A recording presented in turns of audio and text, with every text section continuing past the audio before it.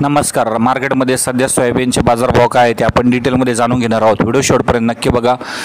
सध्या जर बघितलं तर जे राज्यामध्ये सोयाबीनचे बाजारभाव म्हणावं तसे आपल्याला पाहायला मिळत नाही. आज जर बघितलं तर जे नगर जिल्ह्यामध्ये सोयाबीनला कमीत कमी 3,800 तर जास्तीत जास्त 4,300 रुपये बाजारभाव गेलेला आहे. यानंतर परभणी आणि जालनामध्ये बघितलं तर कमीत कमी 3,750 तर जास्तीत जास्त 4,350 रुपये बाजारभाव आहे.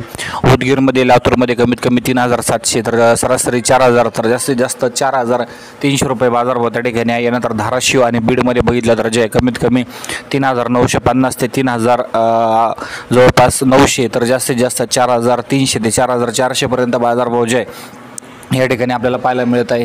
एकंदरीत बघितलं तर जे बाजारभावात जे या ठिकाणी सुधारणा होण्याची गरज आहे. सोयाबीनला कमीत कमी या ठिकाणी जे आहे 5 ते 6,000 रुपये बाजारभाव या ठिकाणी मिळाला पाहिजे. जर केंद्र आणि राज्य सरकार जे या ठिकाणी सोयाबीनकडे दुर्लक्ष करताना या ठिकाणी दिसत आहे. सरकारचा नाकर्तेपणा समोर येत आहे.